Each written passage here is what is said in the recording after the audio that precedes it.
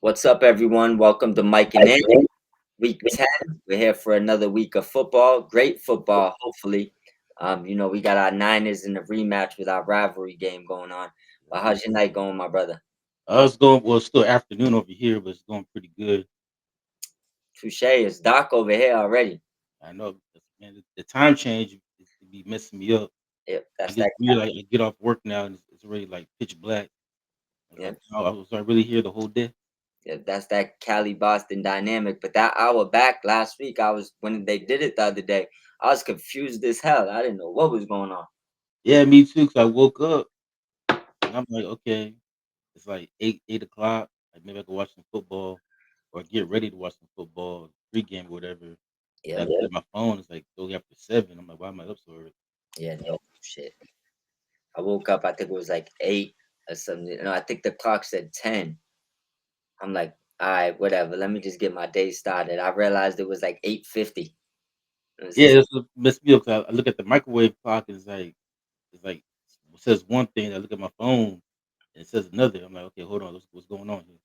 yeah, I completely agree with you, bro. It wasn't just you, but I got my game picks up. We could jump in whenever you ready, bro. All right. Well, before we jump in, I just want to say, rest in peace to Mashawn Leland. It was a sad situation that happened on Thursday.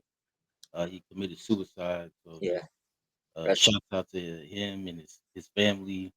Our condolences to him and his family. And you just never know what's going on in somebody's head. He scored a touchdown on Monday night, and then 3 days later, he's gone. It's he crazy was, how life is sometimes. he's only 24 years old, right? I know.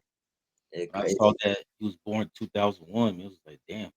Sad, sad story. But definitely prayers go out and condolences go out to his family. Yeah. But let's jump in here. We got the Germany game tomorrow. We have the Atlanta Falcons 3-5. They're playing the Indianapolis Colts 7-2. The game's being played in Germany. It's the first time since 1990 that a game was played in Germany. I believe that game was between the Chiefs and the Rams back then. This is going to be considered a Colts home game, and the Colts are 6.5 point favorites. They made some news this week by making a trade for Sauce Gardner, and they pretty much did the F them picks by giving away 2 first rounders for him. Okay. But what's your thoughts on this game? Colts 6.5 point favorites in Germany against the Falcons as they try to First, bounce back from last week. first, I want to say shout out to them for making that trade. I would have snap called that if I was the Rams. I would have dove for that trade. But as far as the game, I mean, it's in Germany, so obviously I got the Falcons with. Let me just stop. Let me stop. Right, blowout city coming. I don't care if this was Germany, Mexico, Australia, United States, Atlanta, Indianapolis. Colts by at least double digits. So this should be uh, a get right game after what they had to deal with last week. Seeing how they just didn't look good against the Steelers. The game ended 27-20, so it actually looked a lot closer than it actually was. But this is a get right spot. If I'm picking a score, I'm thinking 34-16, something like that. Well, last week, Daniel Jones turned into the Daniel Jones that we all know and love, and the reason why the Giants couldn't get can't talk. The reason why the Giants couldn't wait to get rid of him last year. Yeah, Uh, for the Falcons, they're a weird team because when you think they're gonna win, they get blown out, and when you yeah, think they're gonna get blown out, they either win or they keep it close. They actually your lock last week was the Patriots plus 5.5 over the yeah. Falcons, and the Falcons somehow covered. They only lost by one. Yeah, and they was getting crushed the whole game. Yeah. And it's like the Patriots was like, let's blow this spread somehow.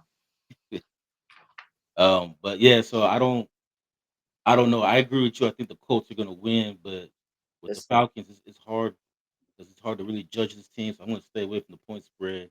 yeah, And then for the Colts, hopefully it's a bounce back game. Hopefully Daniel Jones can bounce back and play like Daniel Jones that he's been playing all season long, yeah, and not revert back to the New York Giants Daniel Jones. yeah, As far as the trade is concerned, I actually like the trade for the Colts. I appreciate the fact that No, they see an opportunity here. We talked about it last week, how the AFC is so weak this year, and that Yeah, there's really no dominant team in that conference. yeah, So why not make a trade, go all in, and let's see if they can make a Super Bowl run now. Maybe this is the trade that pulls them over, puts them over the top. So if I'm a Colts fan, I'm excited for that, rather than keeping those 2 first-round picks. I agree. I look at that move, and I may be overthinking or reaching a little bit, but you tell me this. I look at that move, right? And I look at the powerhouse in the AFC. Those don't got receivers, right? Right. Chiefs, they do, but not ones that you need sauce for. Like they Uh, don't got. well, technically, the Chiefs are not even in the playoffs because the Jags have the tiebreaker for that last wild card spot. We know that. I'm not. Just bear with me. All right. Chiefs would be there, right? So Rice is a one, but you don't need a sauce for him. You know what I'm saying? Yeah. So I don't think this was a move for the Ravens. They don't got receivers. The Chiefs, the Bills. You know what this was a move for? They think they can get to the Super Bowl. Yeah, it's for whoever they play coming out of the NFC. That's what they're exactly. They're looking at the Eagles, the Rams. They're looking at the Lions. They're looking at these teams that have come out and say we do need a sauce. I think they believe they could win the AFC. And I think that move strictly was obviously it's a future move. Don't get me wrong. It's a great move and it sets you up for a long time, right? Right. But I believe they made that trade now because they know if they get to the Super Bowl, they already seen what Puka and Adams can do. It's not just about the Rams though. It's about these teams coming in with two top end wide receivers and them knowing like who do we got back there. You see what I'm saying? So that was a great move for them. I like it. Well, yeah, plus they already had an all-pro corner already in Kenny Moore. So now Yep. you put Kenny Moore plus Sauce Gardner, it's gonna be hard to throw the ball against that team. Yeah. Now without Sauce, that other side from Kenny Moore was a disaster. Exactly. You see what I'm saying? So that's where it comes in because now Moore's asked to be a two. Think of Yes, that. now he can lock up your second best receiver. You Exactly. put Sauce on your number one. Exactly. Because he might not have been good enough to, man up with a Puka or Adams. But he had better shot, lined up with the older guy and putting sauce on a Puka. You see what I'm saying? Yeah. But I agree with your point because I look at the AFC and to me there really isn't any powerhouse because I think all these teams have flaws. You mentioned the Bills; they don't really have a number one. Yeah. Broncos. Chiefs, the Chiefs, they've been up and down this year. And then you look at the top teams in the AFC, the Broncos. Yeah, they have like a top 5 defense, but their offense don't look good. They don't got a top wide receiver. They got good wide receivers, so I'm not gonna disrespect them. I love Franklin. I like Sutton. They're all good receivers, but they don't got like a top five, top eight guy. You know what I'm saying? Yeah, and then also too, like their Bo Nix doesn't really scare you. Yeah. And then the Chargers. I mean, They're they're not healthy. yeah, but even at that, don't get me wrong, they got decent wide receivers. But I think that what would scare you over there right now is Aronde Gadsden Jr. Yeah, the rookie who just came out of Oh here. boy, and that but he technically is a tight end, but my lord, like how did he fall as long as he fell? Yeah, they took him in the 5th round. Yo, I don't know what was going on there, but he looks like a top five tight end right now. Yeah, Like uh, that. but yeah, yeah, he does. Like he's gonna be a beast, and they definitely stole him in the Yep. fifth round. Yeah. So but I don't think they have a wide receiver that necessarily scares you. Like I think Sauce could lock up Keenan Allen, especially now at this age. Um, Yeah, their best receiver is McConkey, but he's more of a slot. That's what I was gonna say. McConkey and Johnston. Johnston, I guess maybe Sauce would line up on once in a while, but that's more of a Kenny Moore lockdown job right Yeah, there. You gotta rely on I don't know who their slot guy is, but you're not gonna send Sauce Gardner to cover McConkey. I don't think you're gonna do that nah. unless he was killing you. You know what I'm saying? It just doesn't seem logical. Yeah, but so yeah, my point was though I just look at the AFC, the top teams in the AFC, and like nobody really scares you. The Broncos, The Yeah. Patriots, I feel like they could make a run, but I just feel like they're too young. Maybe next year, but I don't see them making a run this year. The Yeah. Steelers are one of the top teams in the AFC, but they don't really scare me either. But So to be fair though, those two teams you might need Sauce Gardner for those last two teams you mentioned because yeah, Stephon Diggs and Diggs and yeah. like that was those are the type of guys you want a Sauce Gardner for. So, but yeah, I agree with you though. I think though they made the move really for we think we can go to the Super Bowl and we're gonna need a Sauce Gardner to lock up, whether it's Amon St. Brown, Yeah. Puka, um, I mean AJ. Lee Brown. Yeah, I was trying to think of the top receiver for the Packers, but nothing. I couldn't think of Yeah, anything. they're the same thing as the AFC. Some of these teams are allergic to like top end wide receivers. They're allergic to them. I don't I mean, know. I will say Christian Watson has played pretty well since he came back from injury. Yeah, but and I did have high hopes for him in the beginning, but I still don't know if I'm necessarily to be able to even put him close to being a one. You know? The only one that has the potential to be a one on that team is Matthew Golden. I know he's a rookie, Yeah, but he's he's the one that really flashes to me every time I watch the Packers. 100%. He's definitely the one. And it's right now. It's probably not a good time to say it because I don't mean mental wise, but his game is a little bit reminiscent of Antonio Brown. Like the way he moves, the way he runs routes. I think he'll have a big future. Yeah, if him and Jordan Love could build some type of chemistry together. Yeah, for sure. But yeah, so we both have the Colts winning this game. You have the Colts covering 6.5. For me personally, because I don't trust the Falcons, Yeah, I'm gonna stay away from the point spread. I respect it. All right, next up we have the Baltimore Ravens 3-5 at the Minnesota Vikings 4-4. The Ravens are 3.5 point favorites on the road. Um, to me, this is a game that can go either way. Both teams had huge wins last week. JJ McCarthy played pretty well.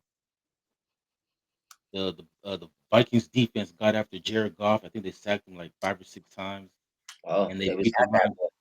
Yeah, they beat the Lions 27-24, and then of course the Ravens blew out the Dolphins in that game on last Thursday night. So Ravens 3.5 point favorites on the road. Vikings at home. Who do you got? Well, I have to look at the schedule, and I'm not gonna make us do this now. We could do this on like a whole nother segment. Uh, But I'm gonna go on a limb. Ravens probably won't lose another game this year. And if they do, it definitely won't be this week. You know what I'm saying? I think it'll be long after they grab a stranglehold of the division. You know what I mean? I think that they'll probably get a 2 game lead on the Steelers before they lose another one. With that being said, um, spread's 3.5, right? yeah, I gotta go with them covering. I don't see this being a 3 point game. If it stays that close, I might be leaning towards the Vikings. You know, so I don't. I think that Lamar gets a jump on him. Like I seen him come back and throw 5 touchdowns last week with barely any work. It was like no effort at all. So I yeah. think, He had 5 touchdowns, but only threw for like 140 yards. yeah, no, that's how easy it was. But you see where how the dynamic of the Ravens change when he's there. They don't even give you a chance to jump on their defense. He was on you so fast. Yeah, You know what I'm saying? So I just think that we'll see the best Ravens fall ahead of them, and I think that the Steelers will be kicking themselves in the ass that they didn't get a lead or a jump on this division. They're 1 game ahead of them. It's over for them. The Ravens are gonna take the division easily. yeah. We talked about it last week. Like because the Steelers didn't really get that much of a lead, Yeah, all these teams are still in play. I yeah, mean, even as bad as the Browns have been, even they still have a chance to win this yeah. division They're like because the Steelers haven't separated themselves. only one game swing difference from the Ravens, and we're talking about the Ravens about to take the division. So Yeah, I mean, and they're even one. They're only like a one game ahead of the Bengals too.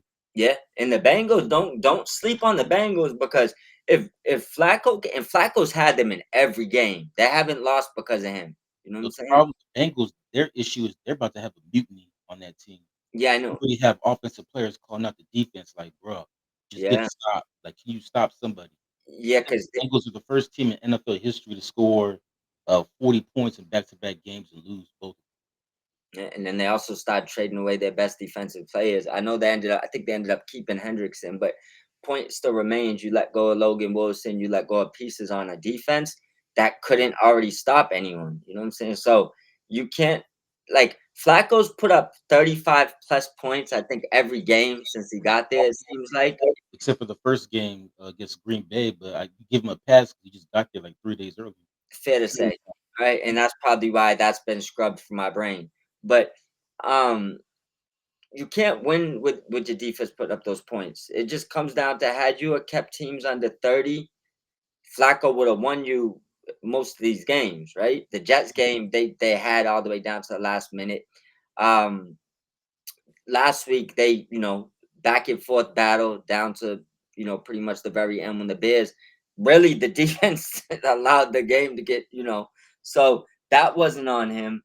But yeah, if they can win three out their next four games, let me see one thing.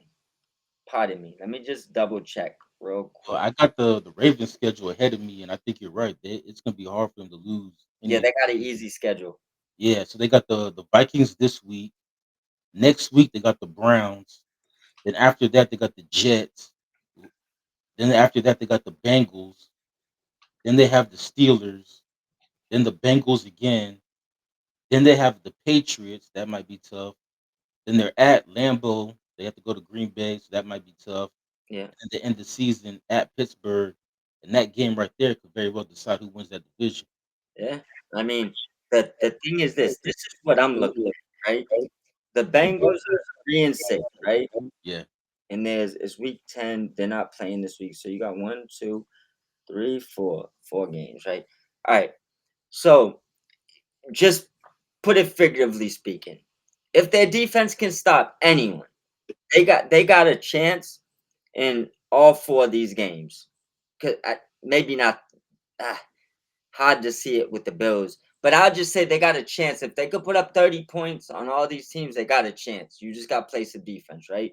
Now, if they can win three of those four next games, obviously not counting the bye week this week, that would put them at 6-7.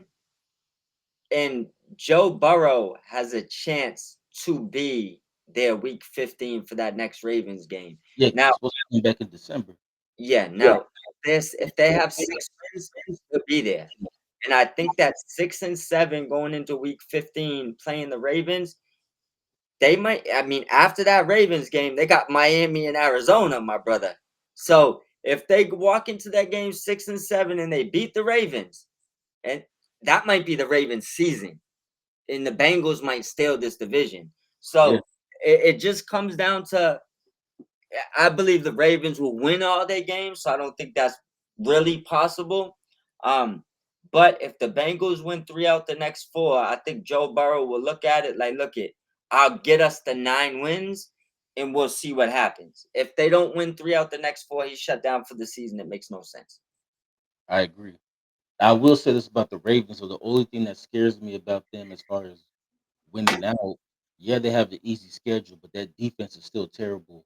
I know everybody thinks that they got their defenses back because they played well against Miami, but Yeah. that's Miami. It's really hard to judge them. And Yes. as far as the Bengals with Trey Hendrickson, from what I read, they almost made a deal with the Niners, but then the Niners backed out because the Bengals were asking for too much.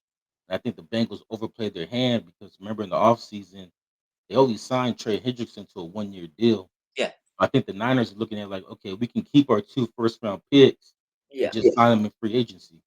True. But I think the Bengals may have played their hand right, and I'll tell you why I say that. And I think because a lot of teams play their hand wrong in this situation. Uh, I'll give you what I mean. Um, say figuratively speaking, they wanted a second. Because I think a second round pick could have got Trey Hendrickson. not I too think soon. I think the problem that happened here is a team wants him for a third. And the truth is, if you let him walk out the door, someone's gonna sign him, and you're probably gonna get a third in return. So it's like I never liked when teams did that because if he does walk out the door, he's probably going to get at least 15 million plus. You're going to get a third or a fourth round pick. Why would I make you better for the same pick I could get to let him walk and not make you better? Like, I'm not in the business of making you better unless you make it make sense. So had you offered me a second, I'm looking like, all right, I'm not getting a second if he walks out the door, right? But if you offer me a third or later, I'm not even interested. Our defense already sucks. We're gonna look even worse, right? I'd rather sit on it, let him leave. Maybe you could even fix it with him and get him signed long term. But if not, you probably get a third round compensatory pick anyway. Why give him to the Niners for that? Yeah, see, they could franchise him anyways. Yeah, They they really want to keep him. yeah. I don't Reason think why I they thought they do played that. their hand, because from what I read was that they were asking the Niners for 2 firsts. Oh, that's crazy. Yeah, He's 30 that's plus. that's what I said. I think the Niners looking at like, why give up 2 firsts when we could just potentially sign him in free agency? He's too old for one first. That's another thing too. He's Yeah, 30, so that means too next old. year he's gonna be 31, and you got to pay him after this season.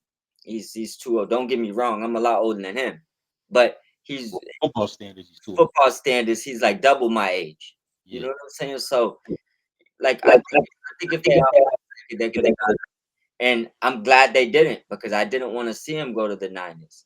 me Truthfully. neither. I So, was thinking like, imagine next year him and Bosa together. yeah, I Like, mean, could you get imagine Bosa this back. year? Could you Like, imagine this year? Like, oh, this year, yeah. Oh my it's like god. I don't I just don't I didn't want to see him go there, just the simple fact of a few things. There's like an injury curse over there, and I do like Hendrickson. It's like I hate to see him go over there, and it's like, bro, don't absorb that, bro. Go somewhere else. Just trust me. Dudes go there in the same week, blow out limbs. Like, look at I don't know what's going on over there. The last 2 years, that team's been riddled with um injury. the first thing, their field sucks. You know what I'm saying? Like that's one thing I'll say. And I don't A mean lot of their injuries have happened on the road. this is true. But and the reason why I said that Phil sucks, I was just throwing a shot at them for no reason. I felt like doing that. That's the rant in me. But all jokes aside, it's got to be a training problem. They got to be either they're overworking, um, maybe it's a nutrition problem. Um, it, but it's something because it's happening too often. It's like to the You point now. you think it's a preseason problem? Because the Niners are one of the few teams that actually play their starters in the preseason. I don't know because I'm really against not playing your starters in the preseason. I don't think that's it. Limited work. I mean, obviously, if you have them playing fourth quarter in a preseason game, it's like, what are you doing? But I'm completely against sticking them for the whole season. I mean, whole preseason because I think that's why I always felt like that, anyways. But I think that's why majority of the time the Rams start off slow. It's because they're not ready to get going. You know Yeah. what I'm saying? But I will say though, some of the injuries the Niners have had this year are kind of fluky. Like Fred Warner breaking his ankle because he got rolled up on it. You see that in the NFL game Yeah, like 20 times a game, and nobody ever breaks their ankle. He broke his ankle. yeah. So Brock Purdy with the turf toe. Well, that's pretty common in the Yeah. NFL. I mean, but quarterbacks that's just emphasized a lot more. I mean, because Bosa tearing his ACL, nobody even touched but there's something like I said. I know a lot of these are fluky, but it happens too much to that organization for you to not think it's something going on. Like, and I don't mean like they're doing something like you know monstrous behind the scenes, but what I mean is there's something there where I don't know. Maybe they're giving them long breaks in between practice. I don't know what they're doing, but it's like somehow it just seems like they just keep getting injured over there. And this isn't a 1 year thing.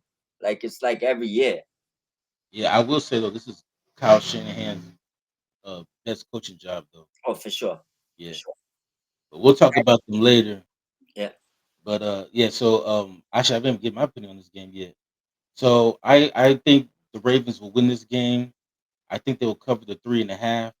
I do agree with you though. If it is too close, then Minnesota could pull this out.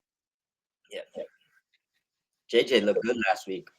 He did, and it makes you wonder, like, why did they not play him for the last 6 weeks?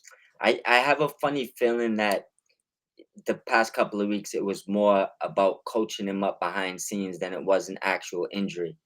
So, like you said, it was a soft bench. Yeah, but it might not even been one of those like you're benched. It's one of those like you wasn't ready. I got your back type of things. You know what I'm saying?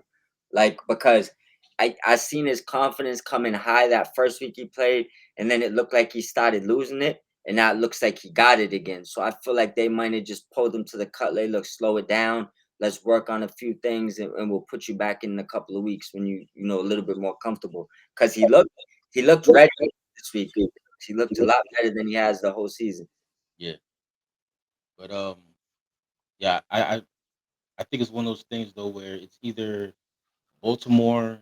I won't say a blowout, but I just think if it's less than 7 points, Yeah, then Minnesota has a chance to pull this out. I agree. Minnesota still has a top 10 defense, so don't sleep on that defense either. Just thinking that Lamar's going to just easily tear them apart. Yeah. The defense is pretty tough now. I agree. The defense is actually great, but and it's crazy because they don't stand out as they have so many big names, but they have a really good defense.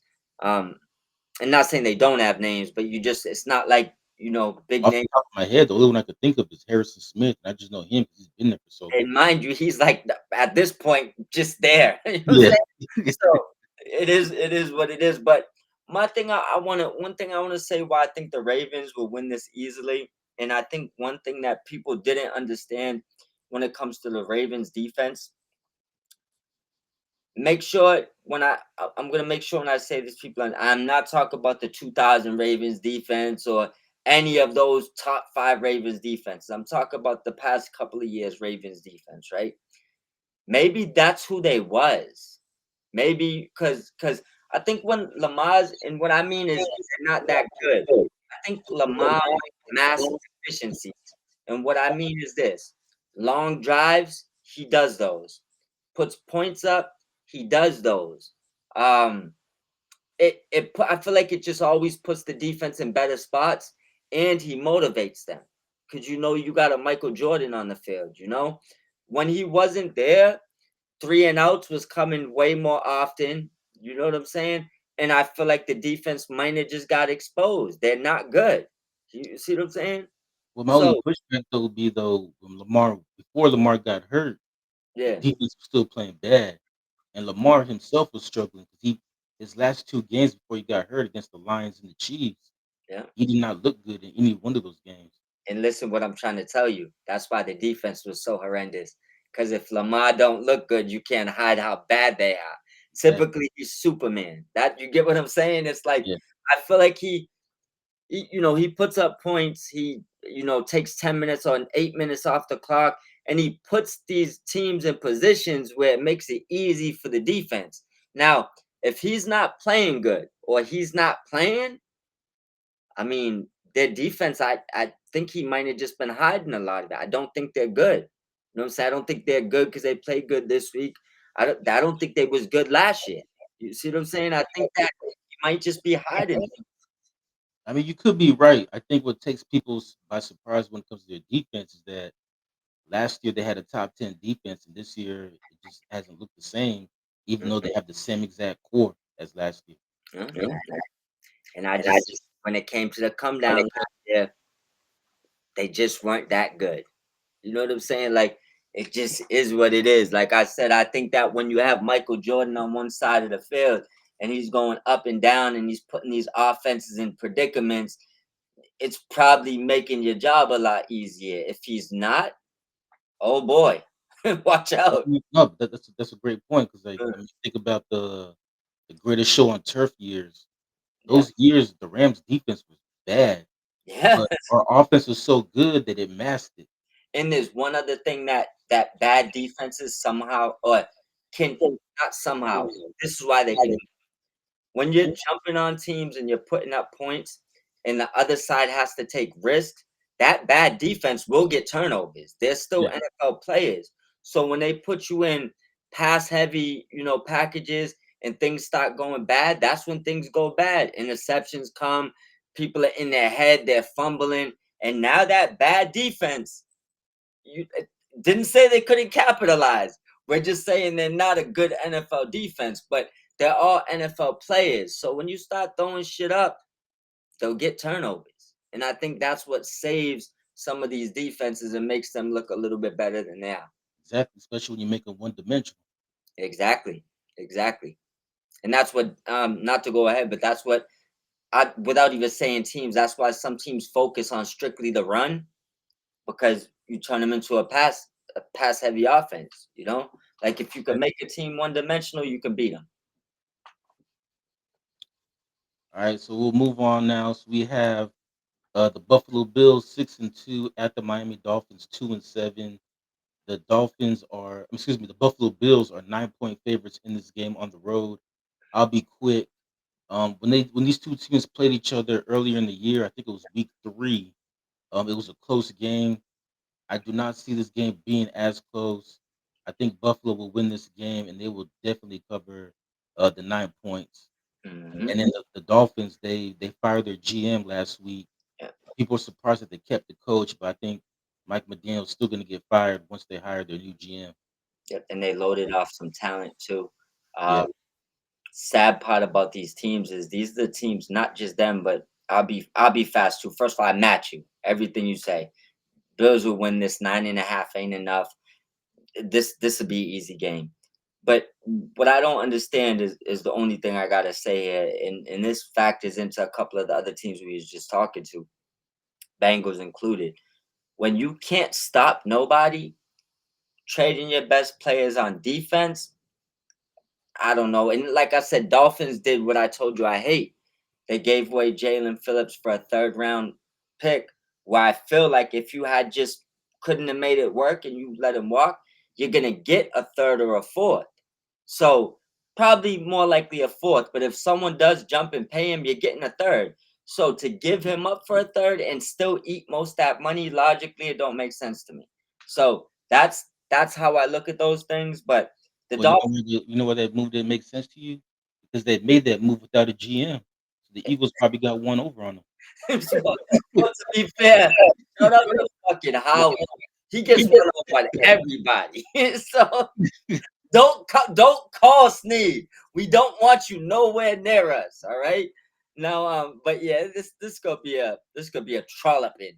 It's gonna they go walk over these dudes. Yeah, I don't know what Miami's plan is for the future. But it's either gonna go one or two ways. Either they keep everybody there and Yeah. just say, okay, the coach is the problem, or with the new or whoever they hired to be their new GM just decides, okay, we're just gonna blow this whole thing up and just rebuild. It's one of those two things. I mean, I'll just tell you like this: they're heading to a disaster that won't be resolved anytime soon. So I mean, they're sad. Even though like back in the days they wasn't winning that much. Like I feel like Miami was always a respected team. Like they was talked about in movies. Like everybody knew their uniforms. It's like now Miami's just like they're like a hop, skip, and a jump away from the Browns, bro. No, but what's crazy about the Dolphins though is it was just 2 years ago people thought this team can go to the Super Bowl. I know.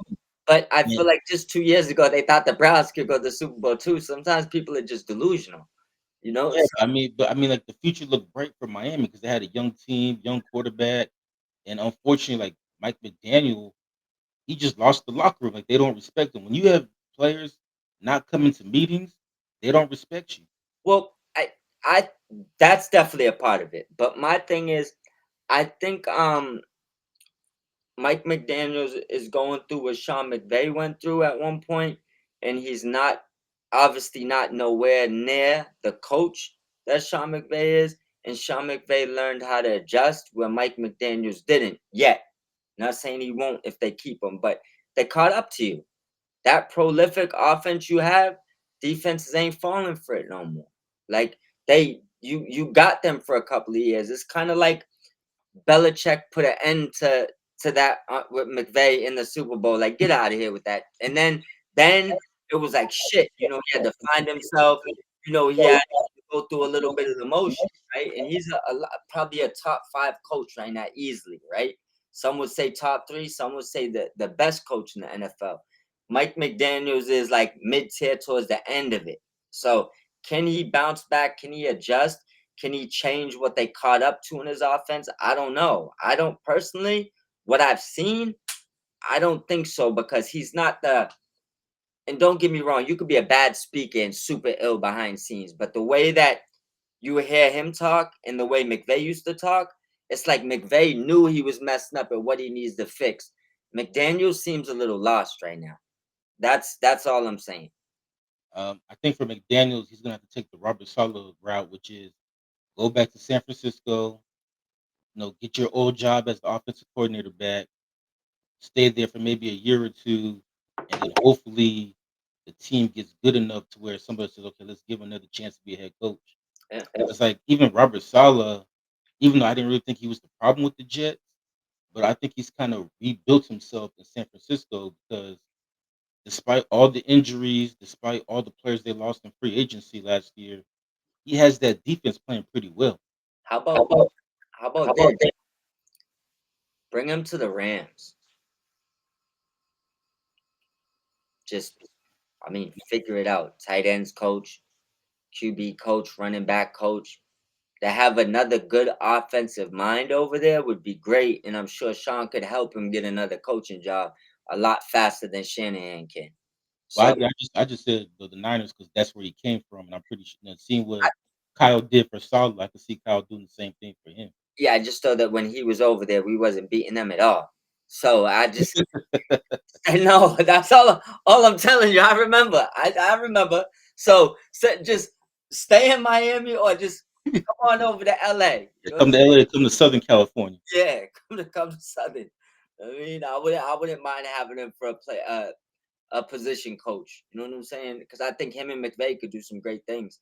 I just Yeah. don't want to see him go to San Francisco for my own personal reasons. All right, so we move on to the next game. We both had the Bills winning and covering. Yeah. So next we have the Cleveland Browns at 2-6 at the New York Jets 1-7. The Browns are 2.5 point favorites. It might be the first time all year that the Browns have been favored to win a game this year. Mhm. For the Jets, they made some noise. They made two trades. They traded So, away Sauce Gardner, as we talked about earlier, and they traded away Quentin Williams. And just off those trades alone, they now have 5 first round picks in the next 2 years. They have and they have 2 first round picks in 2026 and 3 first round picks in 2027. And they also got over on the Cowboys because one of those so the Cowboys traded uh, remember the Cowboys have 2 first round picks, the one they got from the Packers yeah, plus their own. But the way the deal was made was that the Jets, they get whatever first round pick is the higher one, which we all know is gonna be the Cowboys pick.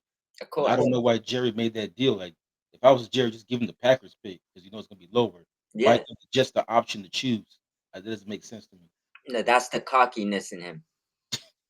Yeah, but does he think the Cowboys are gonna make a run and make the playoffs this year, and that pick's gonna be lower? And don't forget the Jets also have 2 second-round picks. That Next, too, yeah. bro, because they So got a second and a first. yeah, so the Jets, I mean, they're setting themselves up for a lot of draft picks. The question is though, can they pick the right players? And Yeah. then we talked about it weeks ago that even though Justin Fields signed, I think it was like a 2 or 3 year deal, Yes. they can get out of it after this season. It's only 20 million a year anyways. People are acting like they gave him like it's borderline backup money. Jimmy's getting like 10 plus. Yeah, and like I said, they can get out of the contract after this season, so it's not really going to cost them much. Yeah. The only thing that sucks for them though is that all the top quarterbacks that people thought were gonna come out to make they're always talking about staying in school. I don't think they should take a quarterback this year. I think they should let Fields run out his last year and Yeah, focus all to the next draft. yeah, or use their draft picks this year to either build up the defense or whatever and just wait till I think 2027 because I those kids, they can't stay in school forever. But I will say this though, before we move on go ahead. about the draft. I think that the reason why all these top quarterbacks are talking about coming back for their senior year Yeah. and staying in school is 'Cause because it's these players are getting paid in college now. I but they're saw also looking at these teams that have the that top. that was my point. That was my point because like I saw a post on Twitter saying that the quarterback at Alabama is making more money than Jackson Dart, who's playing in the NFL. Yeah, So these college kids are getting paid now to play college football, and so I think they're looking at it like, okay, do I really want to play for the Jets? Do I really want to play for the Saints? yeah, Nah, I just stay in school, collect my 5, 6 million, yeah. and then just come out, after I graduate. Like there's no rush for them to come out early now. 100%. NIL changed the game. Yeah, What so I think they're looking at these teams because right now the top two teams for the Titans and Saints? Saints and the Jets. And if I'm a college kid, like, do I really want to go there to any one of those teams? I think the Titans right now have the first pick. You know that's getting traded. Yeah, Uh, because they just took a quarterback. but I mean, to be fair, that might mean a team like the Rams, if say per se the quarterback does come out that they want, and I don't even think they're tunneled in on a specific quarterback, but just say they are, and he comes out, you got 2 first round picks that you probably the Titans will do business. So it gives a kid the ability to know before the draft there's a good team moving up. It might entice some players to come out. And if they don't go where they want, I mean, you technically can always go back. But I want to say one thing before we pick the winner of this game, right? Mhm. It's the big part that people ain't thinking about. And I'm always thinking about my Rams shit. I'm just looking at the draft order right now. It's like the Rams have like 11 or 12 through Atlanta, right? Yeah. Uh, Well, really quickly. So the right now, if the season were to end right now, the Saints will be picking one, yeah. Titans two, Jets three. All right. Now, when would in the Jets have 2 wins or 1? So Saints, Titans, and Jets all have one win. The Yeah. reason why the Jets are third is because they had their bye week, so they're 1-7, while the other two teams are 1-8. All right. And what is the Browns record? The Browns are 2-6. So right now they are picking six. So they have the same record as the Giants, Yeah. but I guess the Browns have the tiebreaker, so the Giants will get the Giants have the Well, tiebreaker. the win is this. One of these teams got to win, and Atlanta's not winning this week. No. So if the Browns win, they match their wins. Eventually, Atlanta probably find themselves under them. If the Jets win, they have 2. They're moving on up. Atlanta will still be at 3, and the Browns will be at Oh, 2. don't So forget the Giants though. The Giants also have 2 wins. I know, but I believe the Giants will end this season with a better record than the Falcons. That's I have more faith that Jackson Dot is figuring things out right now. And it's not a Penix shot because I love Michael Penix. Something to do with their team. They're like cursed right now. So I'm just gonna stay away from it. I mean, But I love Raheem Morris. I love what he did for us. yeah, Sometimes a coach is a good coordinator, yeah, but they don't make good head coaches. I And I'm agree. starting to wonder maybe he's not a good head coach. Maybe he's just a good coordinator. I agree 100%. And I will say as far as the game, it's not often that someone says this. I got the Browns winning and covering. I agree. I got the Browns winning and covering. I think the Jets, they're obviously rebuilding, Yeah. and I think these moves also show that they're tanking because they gotta keep pace with the Saints and the Titans. I wanna also say one thing that to just give the Jets some love. So if any Jets fans are watching, you don't think that your team is jumping off a building. They did the absolute best possible move for business. And the reason why I say that is um you mentioned about the plethora of picks they got. So that's one thing. Um so they're lined up for the future. They just also made their coaching job the hottest commodity in the NFL. And I'll tell you why. Doesn't mean they're going to make moves and stuff right now, but if they do choose to, someone that comes in there is going to know they probably can get the quarterback they want in one of the next 2 drafts. Um, their defense wasn't stopping anyone, anyways. So No, it's not like Quentin Williams and Sauce was moving the needle. You can get a new corner, you could get a new defensive piece, you could save money also probably in these situations, right? Um, the last part is you're a quarterback away. You didn't give away your best weapons. Like everybody thought you was gonna give away Brees Hall. I'm almost guaranteeing he gets paid now. He's probably gonna get paid. he's on record saying that he wants to be traded. I feel you, but I think that with Garrett Wilson locked in, if they could, and remember, we seen Miles Garrett say he wanted to be traded to the Czech King. Yeah, So, true. um, and that's another thing. Give away Brees Hall for a third round pick. He's definitely bringing you a third or fourth round pick. Cupper said. Cupper said, "Oh my, you go up." Commentary pick, yeah. Yeah, I there you go. I got you. Now, and end of the day, right? Um, so you have a coach that could come in there knowing that he needs a quarterback.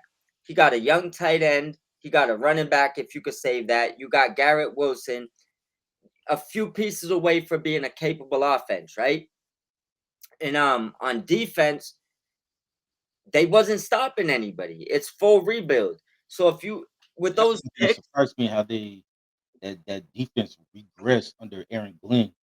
That defense is way better under Robert Saleh. 100%.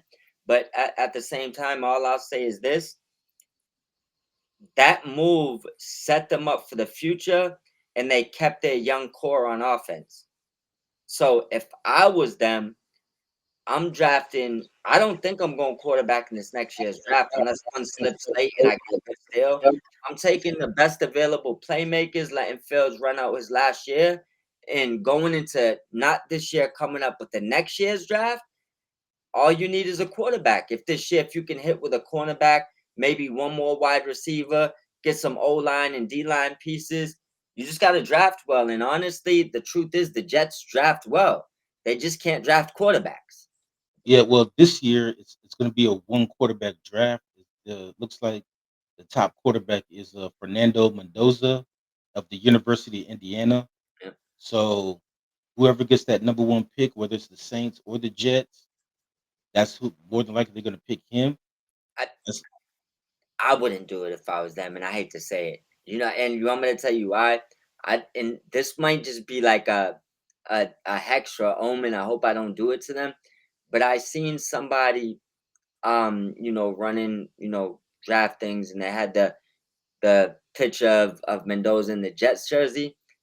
It just had like the Sanchez similarity. I don't want to make it like a race thing, but you say why? Because they're both Latino.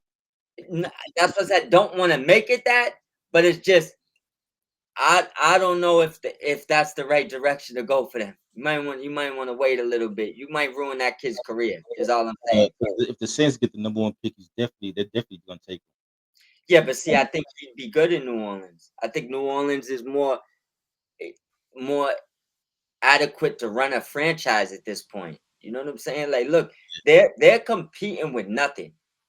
Jets are struggling. Well, Jets were struggling with a lot of something. You know what I'm saying? Like the Plus, Saints. they're not even the most popular team in their city. That's the Giants. I listen. I agree, man. I don't know. I'm not. I like what the Jets are doing, but I think the Jets need. I wouldn't get rid of the GM because I think he's done a good job, but I think they need a big personality coach to come in there, and I think they need the quarterback to match that personality. I think that's Well, what they. that's where I disagree with you. Well, I'll take that back. I don't really disagree with you, but I don't see them firing Aaron Glenn for two reasons. Number one, the comments that the owner made 2 weeks ago, where he was like, "How can you expect the coach to win when your quarterback's playing the way he is?" Yeah, I So know.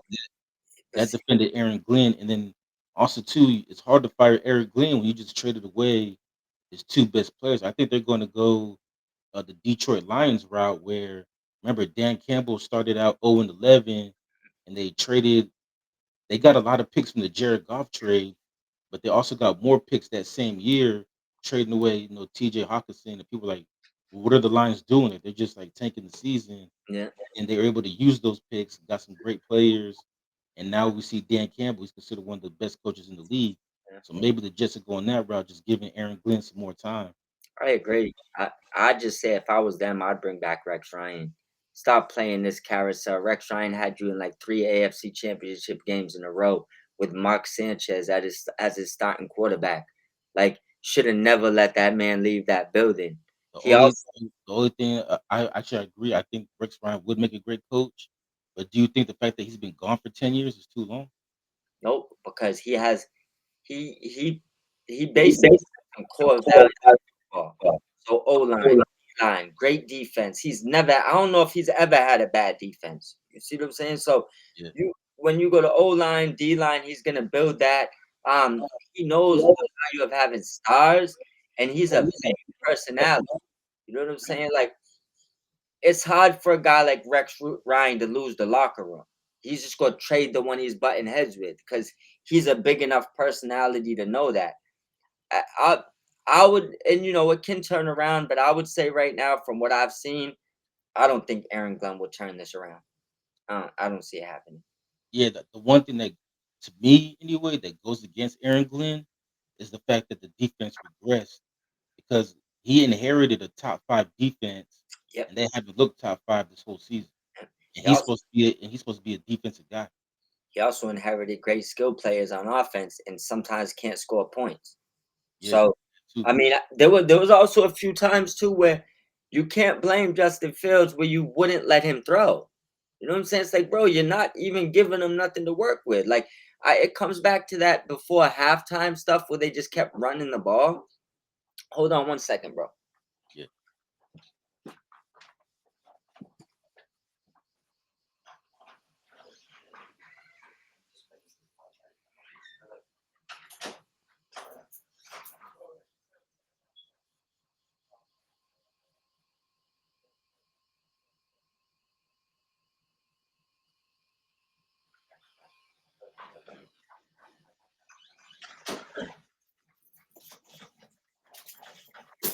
Not bad for that.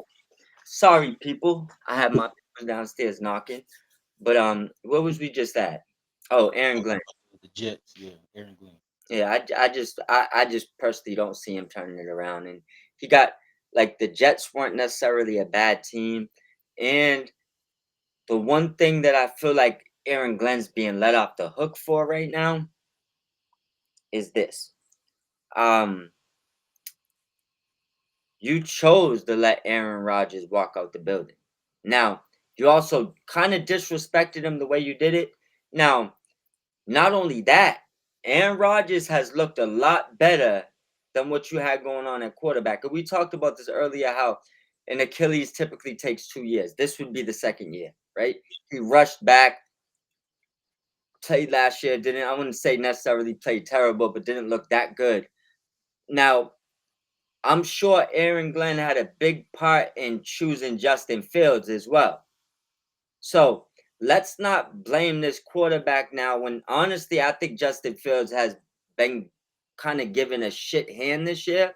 But with that being said, you chose to let Rodgers leave, you picked Fields, and now you're using Fields for a scapegoat like you got there and he was there. That's unacceptable. You know what I'm Nah, saying? Like, he didn't let Rodgers walk out the door. He cut him. yeah, that you see what I'm saying? Told him to get out.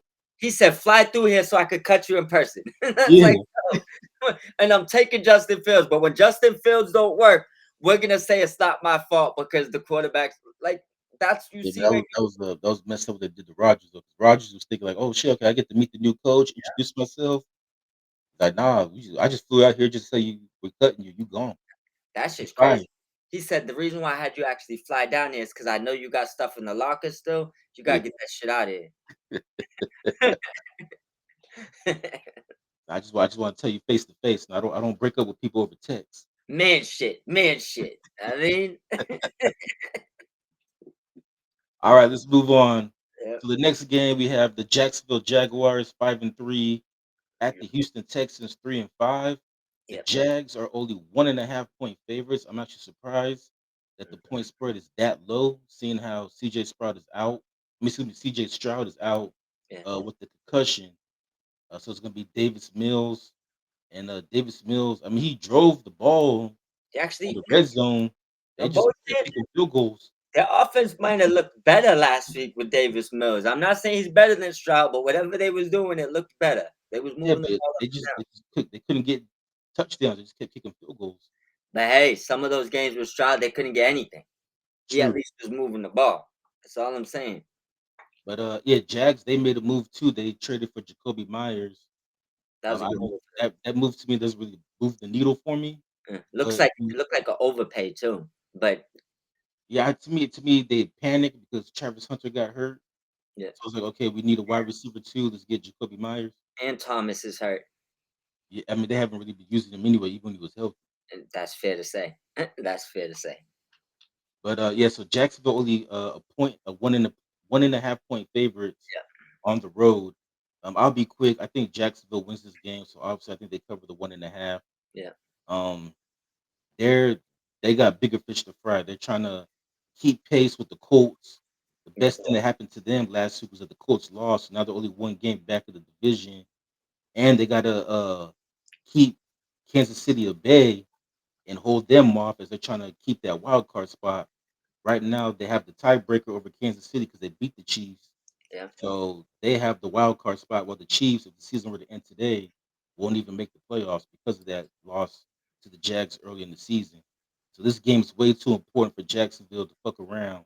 So I think they take care of business and win this game. I think they win this game pretty easy too. And I want to give a shout out to Parker Washington's been playing, and he's right now. Them two boys don't get on the field soon. One of y'all jobs might not be there when you get back because he's definitely been putting on a show. It's been fun to watch. I hate when I see injuries, but I do love when somebody comes out of nowhere and it's like, how did you not know this guy was that good? You know what I'm saying? It's like Yeah, especially when you see him in practice every day. that's is my concern with some of these coaches. It's like, bro, you just left him on the bench this whole time. Like, all right, that's what you're doing. But he's a dog.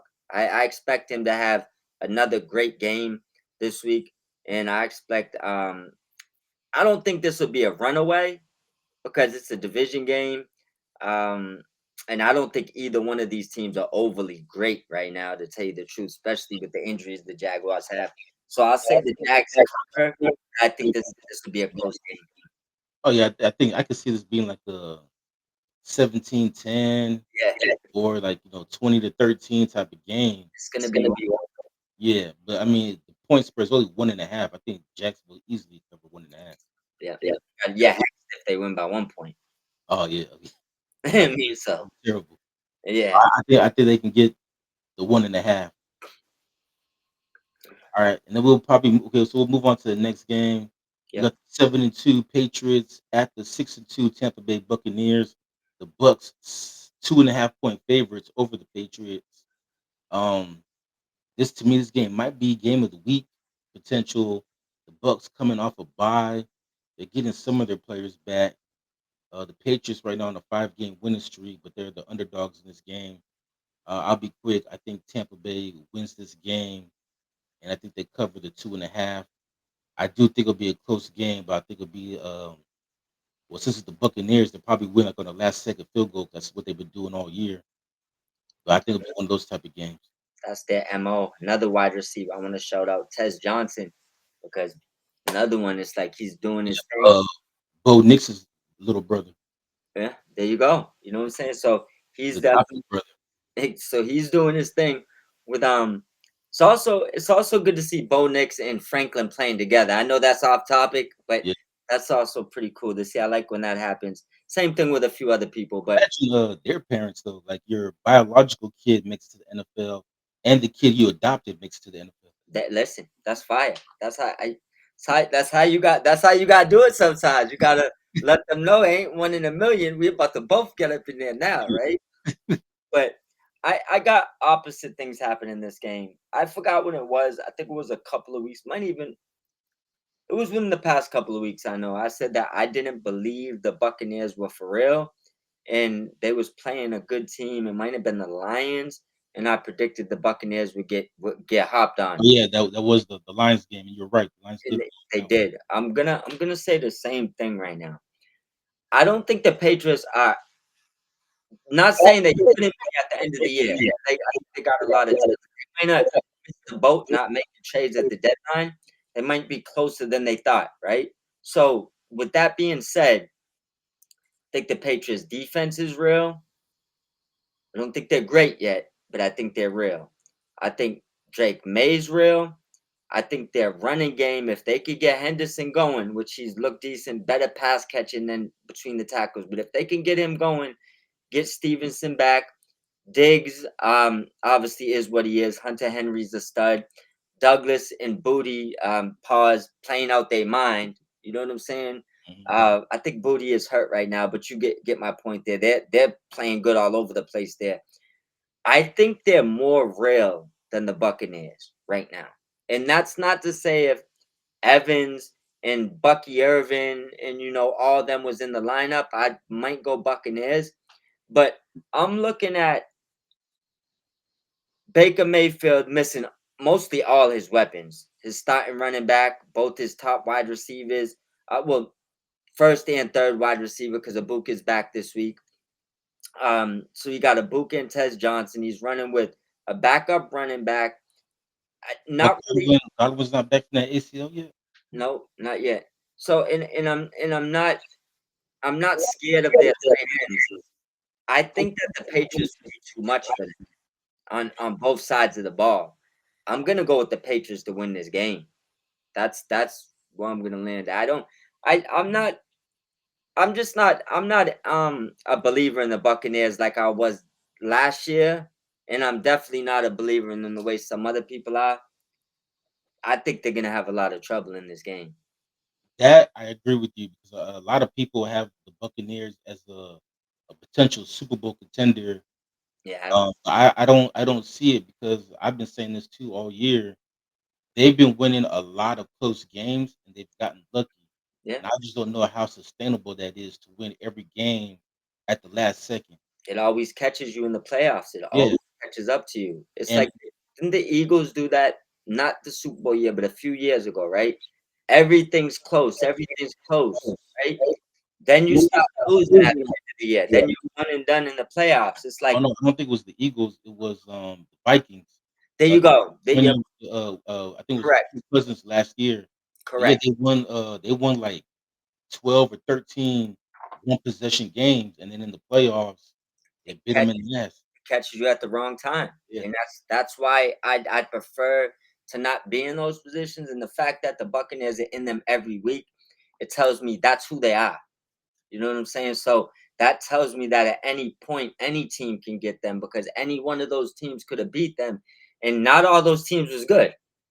So No, I mean, you saw when they played a good team in Detroit, they blew them out. yeah, and I think the Patriots might hop on them, and I think that's the problem. They've let every team jump on them, no matter what the team was, right? Right. But because some of those teams weren't actually good, you have the ability to come back. That didn't work with the Lions because they're good. You know what I'm saying? And I have a funny feeling the Patriots a little bit more real right now than even I probably believe. I think that this is gonna be one of the games where people really start looking at them like, look, they already beat the Bills. I think people thought that maybe was a little bit fluky. They're already leading the division. After they win this Buccaneers game, I think it'll be pretty easily. I think people will understand that they're actually a real team. Yeah, for me, I've always believed the Patriots are for real. I picked them to make the playoffs this Yeah, year. you picked them as your sleeper. Yeah. I picked But to me, even though the AFC is weak this year, Yeah, the only reason why I don't see them going to the Super Bowl is I just feel like they're too young.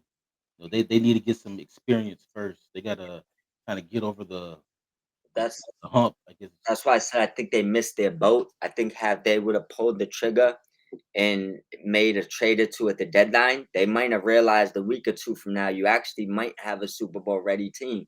But because you didn't pull the trigger, they're too young. You don't have enough veteran leadership over there. If I think they were looking long term and not short term. I think long term they're like, okay, let's just keep this group together, let them grow, and then maybe a year or two from now we can Mhm. get our Super Bowl Yep. instead of trading some of our young pieces away, getting some veterans, and short term, yeah, we can go to the Super Bowl this year, but long term we can also hurt our team.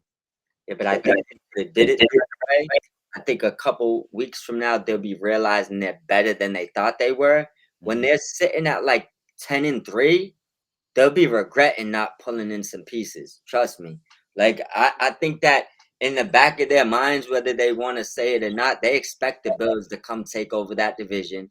They probably don't believe they're as good as that record is. And I'm not talking about the players. I'm talking about staff and the people in the building because Yeah, they're used to the Brady's and stuff.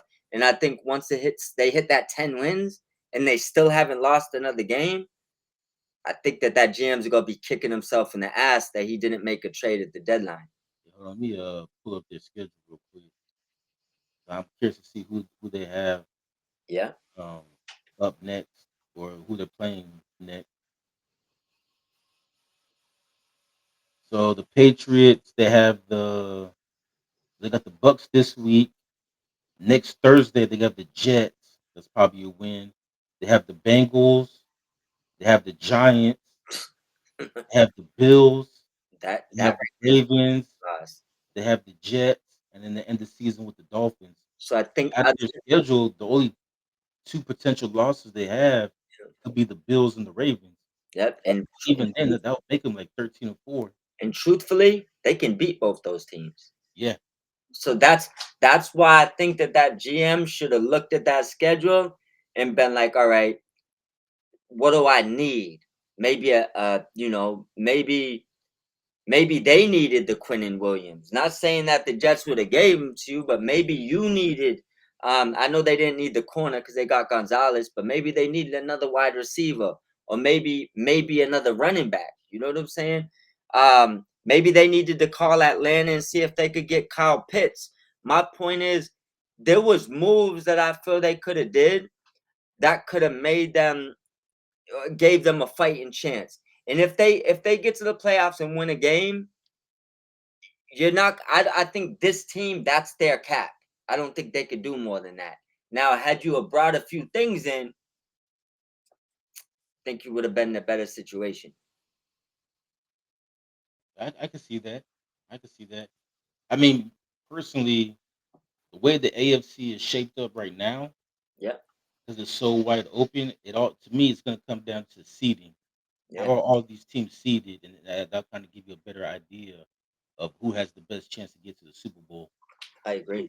Because, like, the Patriots, if they play a team like, no disrespect to Jacksonville, but they play like Jacksonville in the playoffs, they could beat them.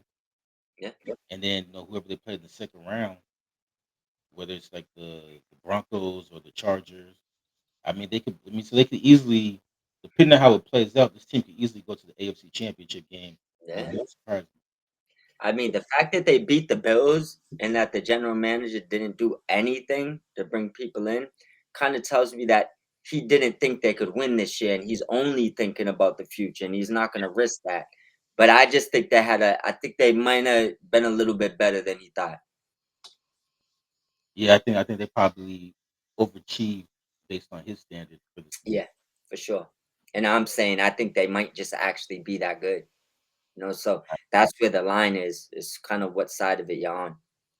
All right, so we disagree on this game. You got the Pats winning. I Yeah, got the Bucks winning. So the next game we have the 1-8 New Orleans Saints at the 5-4 Carolina Panthers. Carolina at home. They're 5.5 point favorites. They have won 5 out of their last 6 games.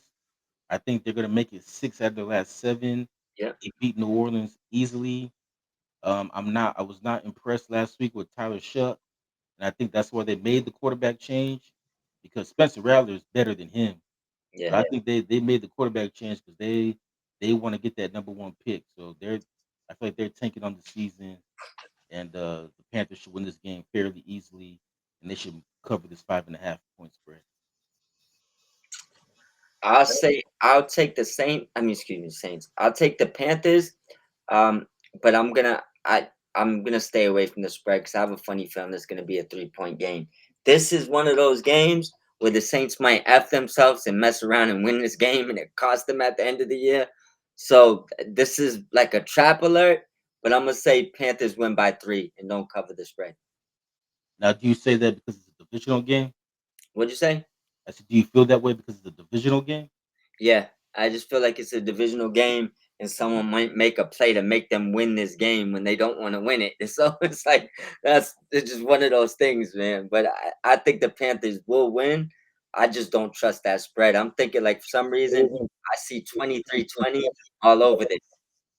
Yeah, I mean, it'll be like last year because I know a lot of Raider fans living out here, Yeah, and the Raiders last year had like the number 1 pick all year, crash. and then they like messed around and won like 2 games in a row, and they went from having the number one pick, dropping all the way to like getting the sixth pick.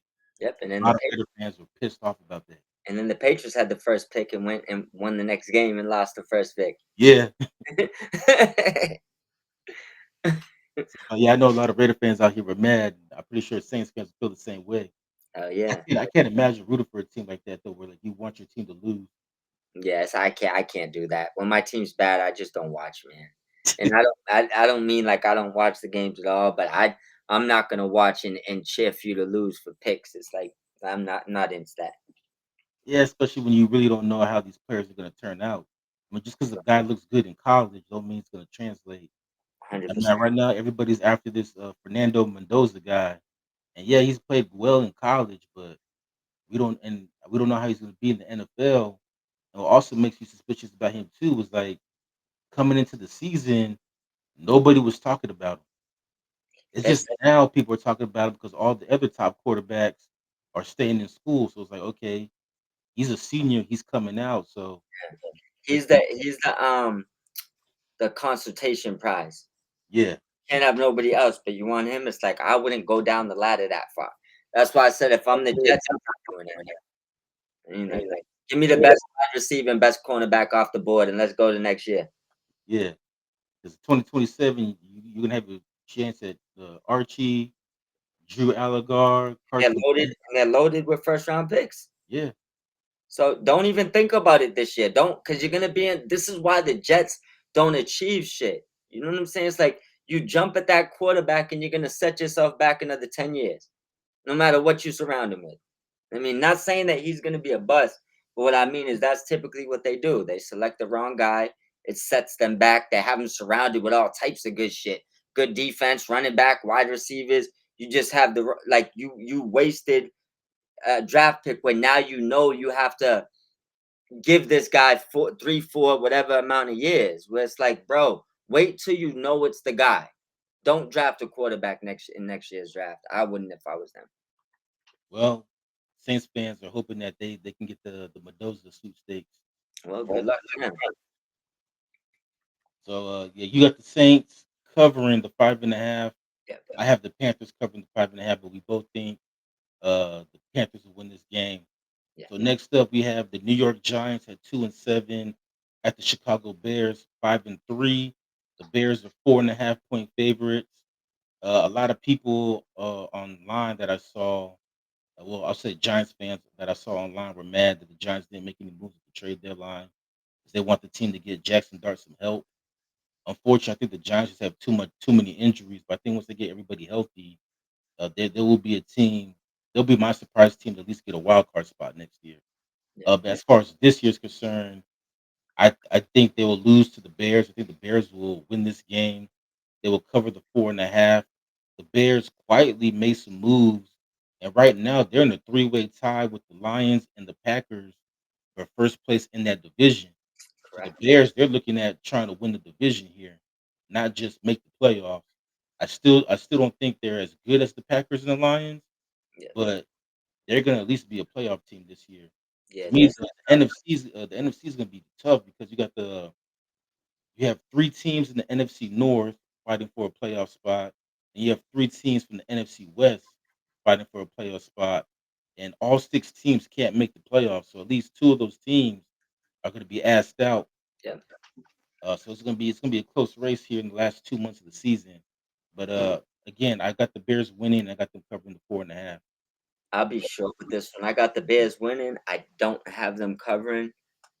I don't know. It's like with the Bengals last week. I feel like the Bears are in. They're another one of those teams where they're in fights. It could catch up to them. They keep letting teams score. But I do like what they've been doing. And finally, Caleb's taking steps forward. Yeah, It's he's a starting to look generational. it's about time. You know what I'm saying? Now, and that's why I was always hard on him. It's like, bro, I don't want to see you whine. This is what I wanted to see from you. You know what I'm saying? Like generational talent don't supposed to complain. You're supposed to do better. And that's what he's been doing lately. That team jumps on him, he goes back and get it. The Bengals try to take it at the end, he goes back and gets it. Like that's what generation. So I do appreciate that, and I do want to give him a shout out. And I like how they've been getting DJ more and more involved because he makes them a lot better. and that kid, the young kid, let me see if I could Is it pull it up. Loveland? What'd you say? You talk about Loveland, the tight end? No, Monagai. Oh, the running back. Yeah, He looks better than DeAndre Swift. It's like, why you haven't been playing this kid this whole time? Swift got speed, but that kid looked like he got what it takes to be an NFL Yeah. starting running back. I like what I see there, and they need to. In Loveland, obviously, I mean, we knew he would be good, so I wasn't worried about that. Adunze is taking major strides. He's becoming a star in the NFL. They do need to figure out what's going on with I don't know why his name's not coming. Luther Burton, because if they can unlock him, they'll be even more lethal. But I just don't see the Giants tapping out. They've been in just about every game. I see this being like a 27-25 type of game, or even maybe 31-33. I think both teams go back and forth, and I think the Bears are just a little bit better than the Giants. I do want to say though that the Giants did the right thing by not trading for anyone. They right now they don't have a win now team. All they got to do is make sure they protect that and just let him enjoy himself this year. Next year is when you're gonna make moves. So capital and players and stuff like that. I mean, they got young players. What would you really have traded unless you talk about the players that like Thibodeau or things like that, which I wouldn't trade. You know what I'm Oh, saying? um, I think for Giants fans, they're just mad because they feel like they got to start more weapons, and I think they will. But I wouldn't trade assets. I'll just do it in the offseason. Yeah. Right? As we talked about earlier, right now the Giants are going to be picking in the top five. So I mean, they can easily draft whoever the top wide receiver is in the next draft, or whoever the top tight end is. Yeah. They don't have to give up assets to get start help now when you're 2-6 and you're not going anywhere. And Neighbors will be back next year. But And I Steamboat. yeah, I think they've been running two tight ends. He loves Theo. They Yeah, came in together. Theo's played a lot better since they've made the move with Dart than he ever did with Russell Yeah, Wilson. they got a couple decent running backs, nothing really good, but they're decent. Slayton's not a bad player. I wouldn't say he's definitely not a one. And Wandell So, Robinson, like I said before with Slayton, I think he's a wide receiver 3 or 4 masquerading as a 2. And yeah, now that Neighbors is hurt, he's been moved up to 1. yeah. And I think he's getting exposed because he's not a 1. He's Wandell really not a 2.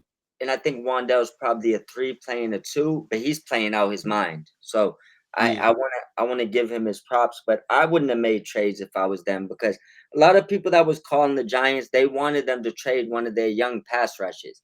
That's what they wanted from the Giants. So as a Giants fan, I'd be happy you didn't see your team give away a superstar. You know what I'm saying? Like that's the win. Just wait till next year. Dot right now, if he can play good with these players, imagine when he gets weapons. Just let him go out there and have fun. I yeah. also want to say one thing. I was going through my cards yesterday, and I haven't went through them in a while. I pulled out a Malik Neighbors autograph that I haven't had for like a Prisms like the first. You could buy like the college one when they're about to be drafted. Mhm. Had the neighbor's auto in there, didn't even know. And I had the Tyler Batty auto in there. I'm looking like, how did I not know I had How did you not know that? You like Ben Johnson, you had this good running back on your yo, practice squad, didn't even know he was good. yo, bro, had him hiding in the cut behind the Sam Howell autograph. Ah, Didn't even like it was all three of them in hot plastics, but it was in like a sleeve. So mhm. I just never looked in the back. I'm like, Man, Sam Howell on the front? sleeping on the gold mine. For real, right? I got a question though for you with Caleb Williams because you Go talking ahead. about he's playing better. Yeah. Do you think it's because a couple weeks ago, Ben Johnson has said that he wants Caleb Williams to be more like Jared Goff, and do you think he's playing better because now, okay, the standard is Jared Goff, so I could watch like Jared Goff tape, see what Jared Goff does playing in this offense, and see if I could kind of do the same thing. You think that's the reason why he's playing better? I think that he respects Ben Johnson, and I think his finally matured him. I think that's what it is. I think last year was like he realized he's the team. You know what I'm saying? He Yeah, took fits. He was doing it early in this year too. Um, and I think like what I told you, if you're telling me I need to do what Jared Goff can do, you should be able to do that. Everybody says golf isn't that good, right? So Yeah. I do believe that he's looked at a lot of that tape, but I also believe Ben Johnson lets him know, I'm not telling you to be Jared Goff and be a statue in the pocket, but what I'm telling you is that's how you win. If you got to get out the pocket, that's where you let your specialness come in, but you want to focus to try to get that pass out before you got to break contain in the pocket. You know what I'm saying? So I think he just had probably has a respect for Ben Johnson right now where they're working on the same page and you're starting to see it. Like he's growing up. He's growing up before our Yeah, eyes. I just thought about something you said back in week one because we Yeah, talked about I, we talked about how like I was surprised yeah, that they named him team captain yeah. because of his maturity issues. Mhm. And you made the point that you think that they made him captain just so he can grow up. Yeah, Maybe that's working. that's all I'm saying. So I think I haven't seen him pouting. I've seen, they that Bengals game last year's Caleb Williams when they kept giving that lead up in the fourth quarter, he would have been taking fits on the field. You know what I'm saying? Now I'm seeing him get hit. He's getting back up. Let me get it the next play. He's making, say he's doing what they said he could do now. You know what I'm saying? And What he's I not like too is that he's encouraging his teammates. Yeah, and he's not fully developed yet because he could be a lot more. But now that he's not, you know, doesn't have the antics and the potent stuff going with it, he's actually taking those steps forward. Where before it was more like if something didn't go right, complain. Now if something don't go right, get it the next play. That's the mind state he needed to change. And he stopped painting his fingernails. Yeah, I mean, could be part of it. I mean, do whatever you do outside of the game, but we need you to eat, sleep, and breathe football for these next 15 years. That's what the Bears need from me. All right, so we'll move on. And this is probably the game that a lot of people have been talking about, but not necessarily the game, but the Cardinals' decision. But we have the Arizona Cardinals at 3-5, at the Seattle Seahawks 6-2. The Seahawks are 7-point favorites in this game. Obviously, the controversy in this game is Arizona and Kyler Murray. Yeah, So before Monday's game against the Cowboys, the coach said that yeah, Kyler Murray was listed as questionable. They decided to sit him out with that foot injury. The coach said after the game that he thinks Kyler Murray will play this week, and then Jacoby Brissett has his performance on Monday night, and all of a sudden the Murray on IR, and there was but you know rumors what that means, right? looking to Oh, well, that's The, my get to. So there's rumors that the Cardinals were looking to trade Kyler Murray at the deadline. Nobody wanted him, so they'll probably try to trade him again in the offseason. But the fact that he's on IR after people are surprised that they put him on IR after the coach said that he could play this week. So yeah, if he could play this week, why you put him on IR? So I think it's something fishy is going on in Arizona. I'll tell you what happened. The coach got overruled, which means that the owner or general manager, somebody looked at the last few games of Jacoby Brissett and was like, nope. Like the coach probably wants to put in Kyler. Kyler got special to him. He just can't do the average stuff good. Like you got to be able to do the regular stuff. He just can't do that part. He can't see. You know what I'm Well, saying? I'll say this though. Well, I said this after the Green Bay game, and I forgot who they played before Green Bay.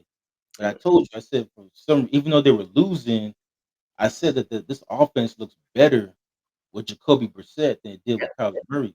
Like yeah, even Marvin Harrison at the beginning of the season, they were saying Marvin Harrison was a bust. yeah, All of a sudden, Jacoby Brissett comes in and Marvin Harrison looks good. yeah. So maybe it's the quarterback.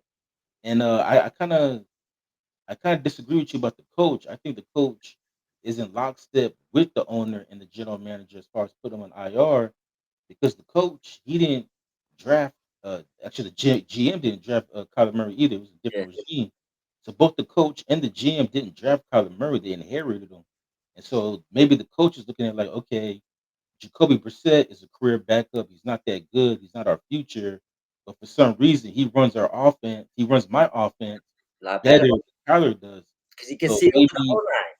yeah. So maybe whether it's the draft or in free agency, this coach can go out and get a quarterback that can actually run his offense the way he wants it to be run instead of just sticking with Kyler. No, I get agree. his guy in there. We said Kyler wouldn't last after this year. My pick though, I got just throw my pick out there. I got Seahawks winning, but I got Jacoby Brissett spoiling the spread. So I got Cardinals covering the spread, but I got the Seahawks winning. And I'm lockstep with you. I think Arizona, again, even though they've been losing, all these games with Jacoby Brissett has been close. That all of them.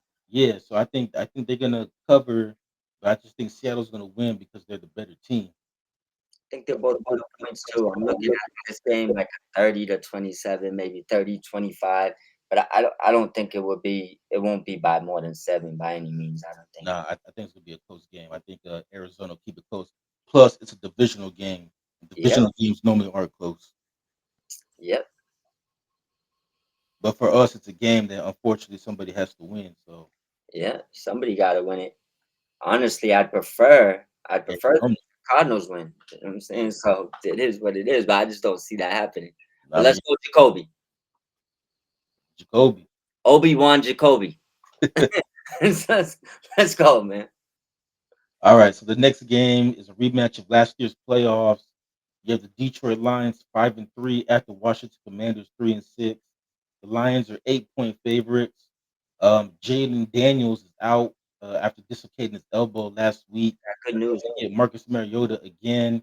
The question for the Commanders, though, is that they said that Daniels' elbow was not as serious as they looked on TV, and that he could come back in like a month or so. Yeah. But I don't see the Commanders going anywhere this year. Sit him down. So yeah, just rest him. And then not only that, not only does he have the elbow, but before that he had the knee and the hamstring. Don't give us the RG3 bullshit, man. Just sit him. Get that boy right. Yeah, I'll just sit him for the rest of the season. Well, you already answered my question before I asked it, but yeah, I'm with you. Just sit him for the rest of the season. Let Mariota play the rest of the year. You're not making the playoffs. This team is not as good as they thought they were.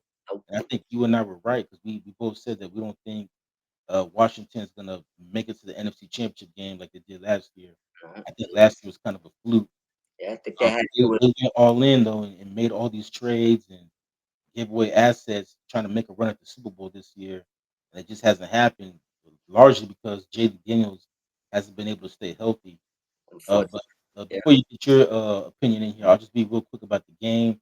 I think the Lions bounce back. They win this game, and I have them covering the 8 points. And the Lions, they lost last week. They have not lost back-to-back games in 3 years. You have to go all the way back to 2022. I think that streak continues, and I think they get the win.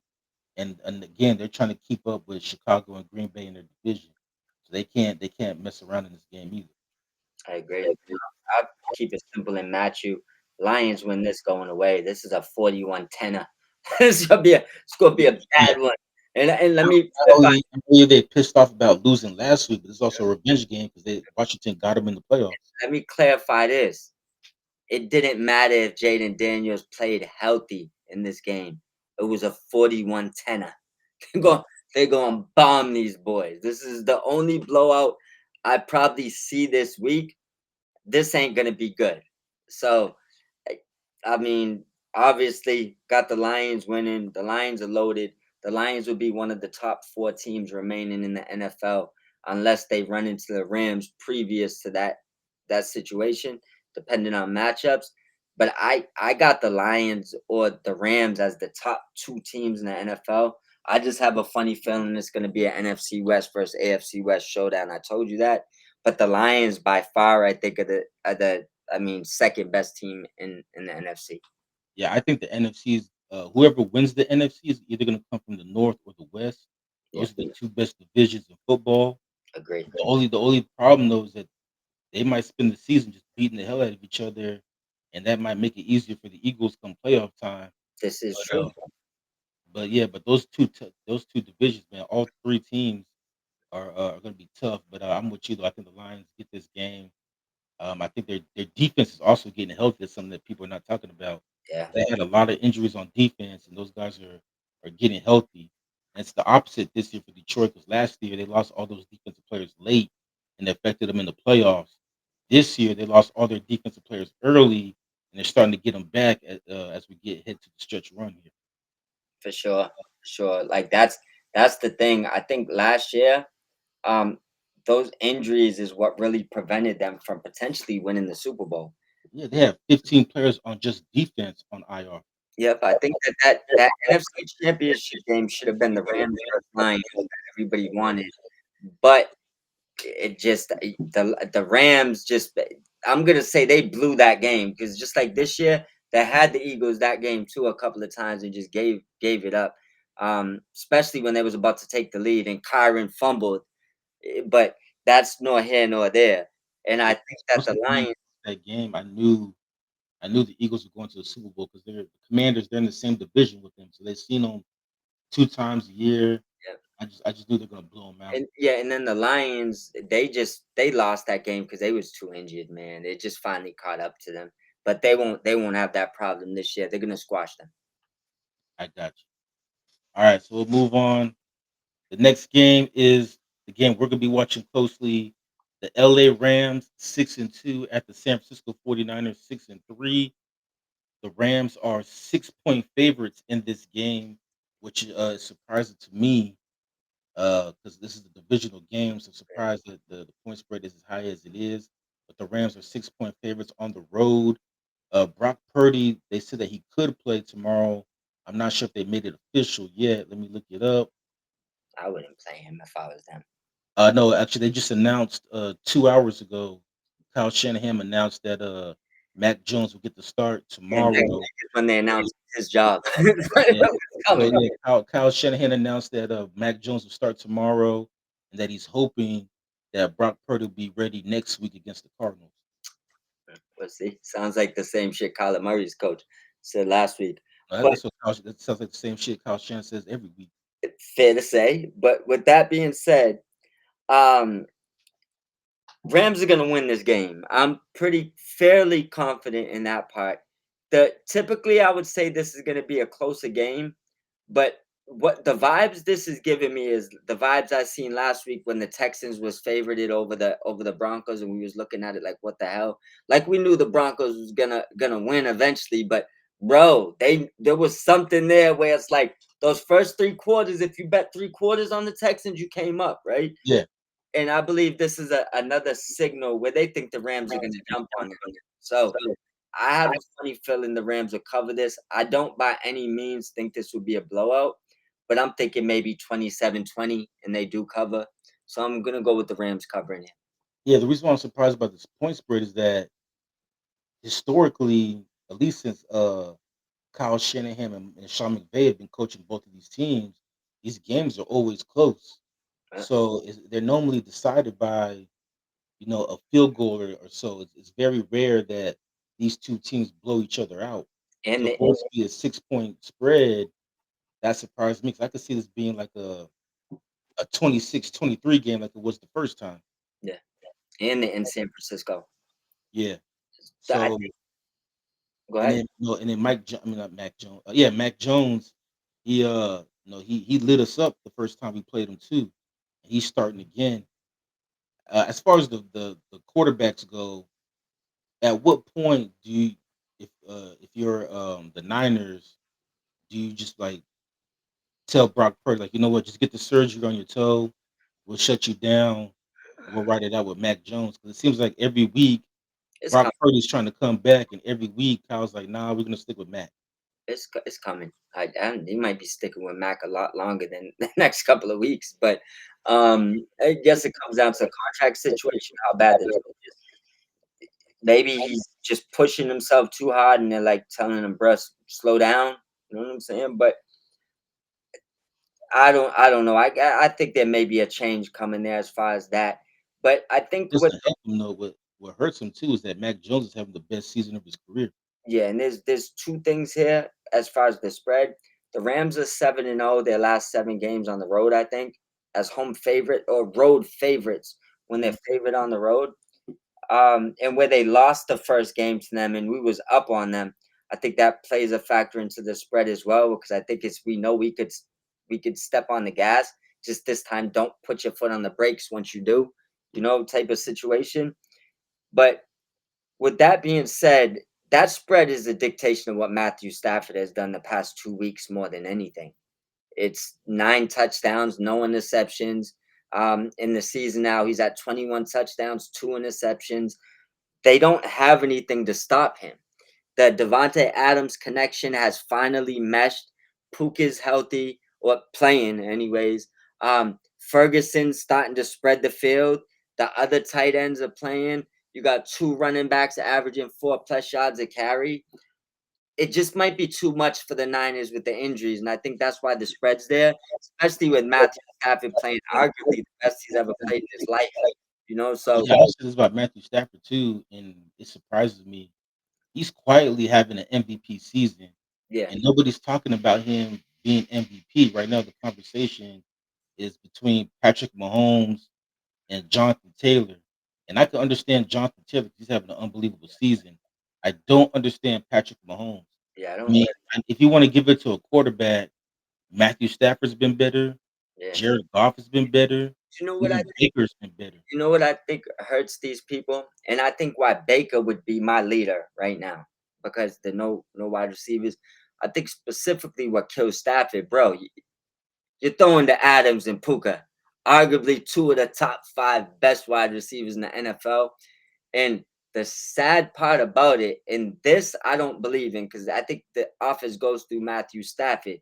I think that if you was vote, a lot of people voted MVP on the Rams, they probably vote for Puka. So I think that's what hurts Stafford, that you got another person on your team that might get votes. Taylor, I like that one. He would be as a skilled player my position or a person I would pick. I also like the Lamar Jackson one because we just seen the difference between him on the team versus not on the team. And I do like the Josh Allen one, but the reason why I think these other guys get mentioned, I don't know about the Mahomes one because I like his receivers. Think they might be a little bit better than people understand, right? But these other teams, you don't have that alpha.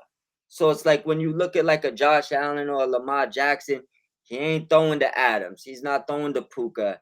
He's not throwing to a Rashid Rice. He's not throwing to, and that I think is what hurts some of these guys.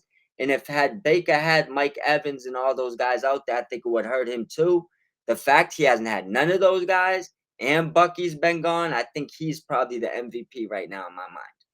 Yeah, well, my point was is that like for some reason, Patrick Mahomes is the favorite to win the MVP this year. That's hogwash. Yeah, no, That's that's what what it I'm is. saying. Like for me, I could understand a case for Jonathan Taylor. I think he's playing outstanding, and me personally, I would give it to him because he's having a season similar to what LaDainian Tomlinson had, and he won MVP that year. Granted, it was a different time. The MVP for the last 15 years or so has become a quarterback award. But even if you want to give it to a quarterback, I'm just saying like there's quarterbacks who have better numbers than Patrick Mahomes. So, like I Stafford has said, Matthew Stafford, X Jared Goff, X Baker, this they all got better numbers. Stafford's numbers is the MVP. I think everybody knows that. If you took everybody's name value out of here, who they play with, and you just put the numbers on the board, Mahomes, Stafford, Goff, Stafford's the MVP. I just think it's the players that why people ain't putting them there, and I also think Mahomes is there because people are underrating his wide receivers. Like Worthy and Rice ain't dogs. Like Kelsey ain't a dog. He got players. He doesn't. You don't need to baby him. He's Yeah, not he's not the MVP right now. He's not even in my top 4. that's my point. Like, why is he the favorite to win it when he has weapons? And not only that, his team's not very good. So, what do you rewarded him for? Yeah. And then realistically, they wasn't good for the first 5, well, X amount of weeks. Since Rice came back, they've been good. So arguably, he's been the MVP because you wasn't good without him, and now you're good with him. And then also too, last week Patrick Mahomes, your MVP, had the worst game of his career, only completing like 40% of his passes, We'll see. We'll and see. that's with Rashid Rice. I don't think he wins the MVP, but I don't think Stafford does either unless he gets 50 touchdowns. No, I don't think Stafford's going to win it either. Um, I'll say it again. Me personally, I think it should go to Jonathan Taylor, but I know they're going to give it to a quarterback. Yeah. But I just think if you're going to give it to a quarterback, it can't be Mahomes. Yeah, I think because there's other quarterbacks that have better numbers than him. I might even the Drake May over Mahomes right now, to tell you the truth. Yeah, me too. I mean, that's what I'm saying. Like, there's quarterbacks that have better numbers.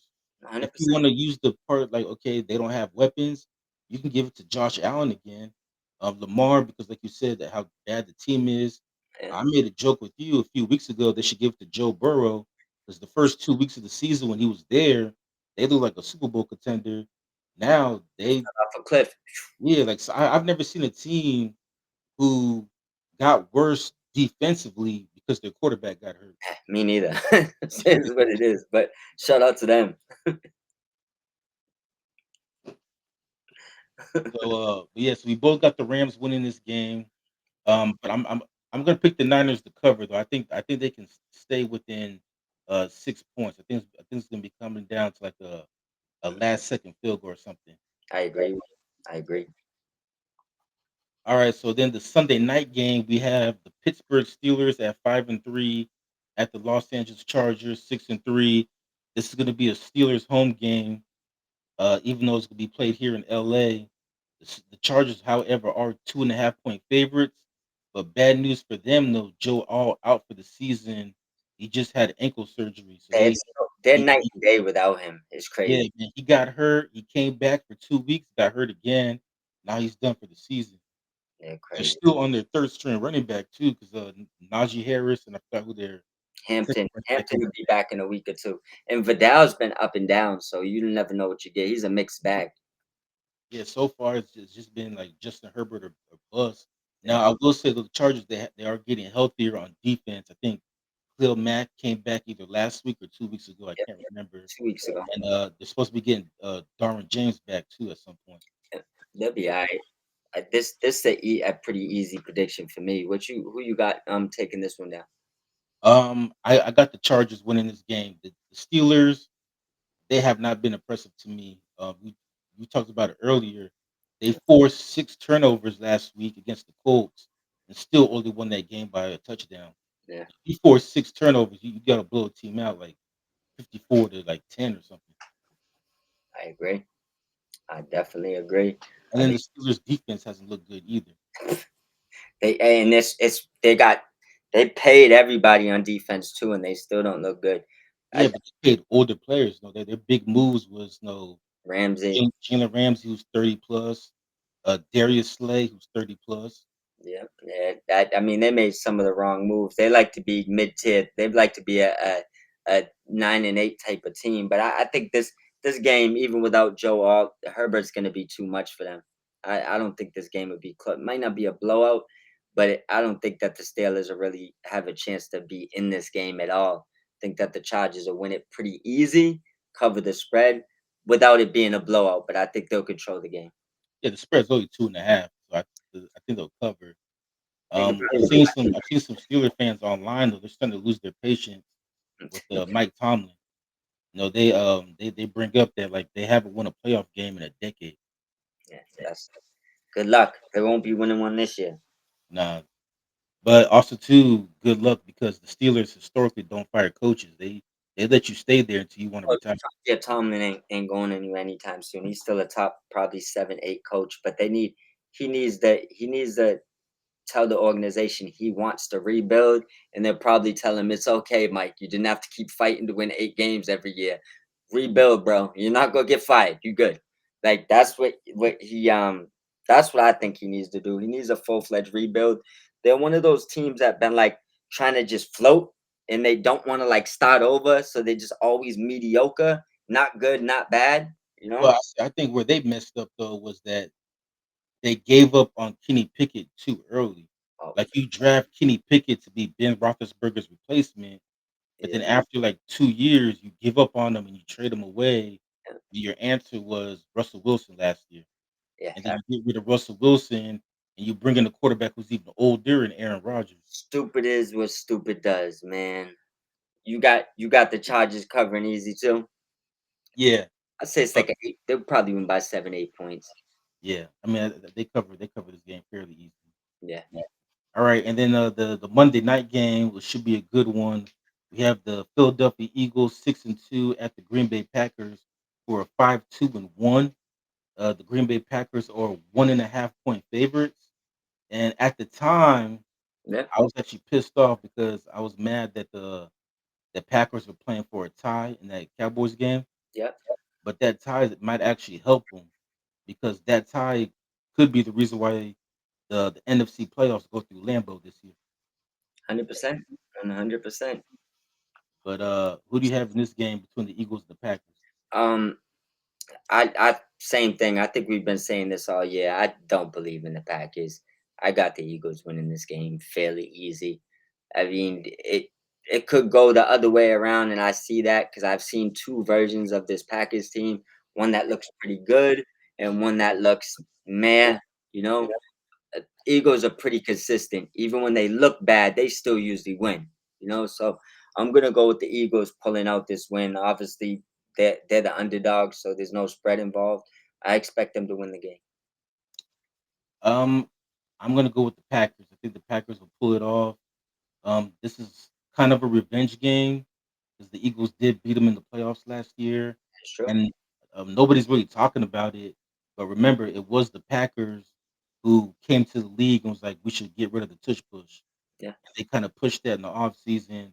The league voted against it, but I'm pretty sure if the Packers were to bring that up again this offseason, they're gonna vote yes. Let's get rid of yeah. that. It's not getting through another year. It's Yeah. getting sent back to rugby.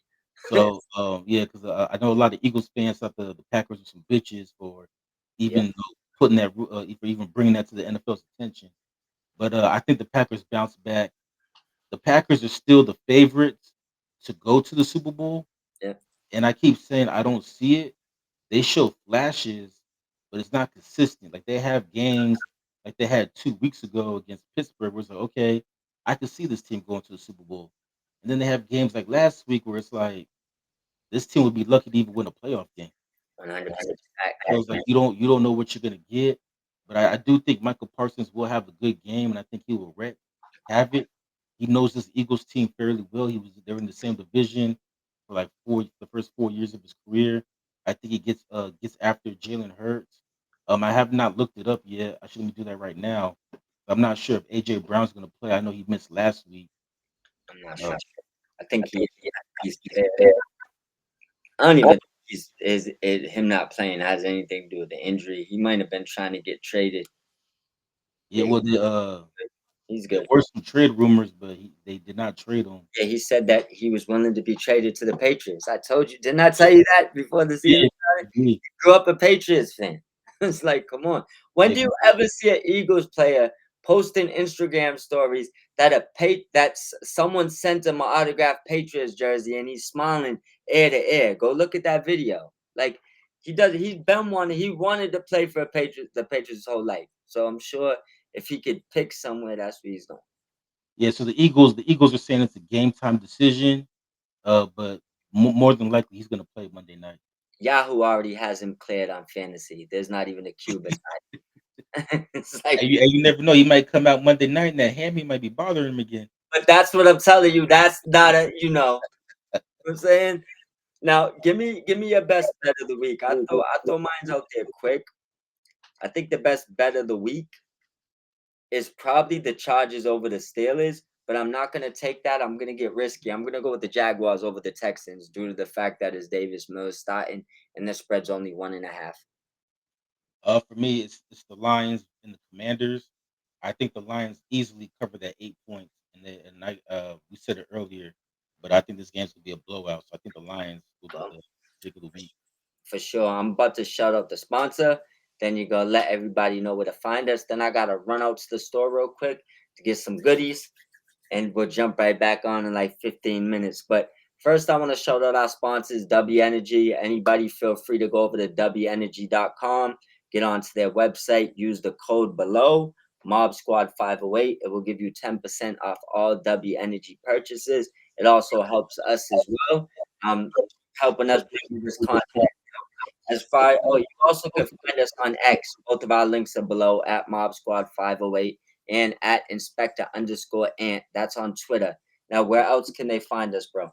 So make sure you subscribe and follow us on YouTube. Sorry, and you can listen to us on if you just want to listen to the audio. You can listen to us on Spotify, Apple Podcasts, iHeartRadio, Spreaker, and Amazon Music. Yes, sir. Well, with that being said, let's have a great Sunday. And we have a couple more videos coming for everybody. So stay tuned. Sunday morning, we're going to blast off 3, 4 videos for you right before football. And I'll talk to you in a little bit, bro. All right, and everybody out there, man, get some good sleep. We got to get up early to watch that Germany game. Man, I might sleep through that Germany game and just assume Atlanta lost. But I'll talk to you in like 20 minutes, bro. All right, man. Peace. Peace.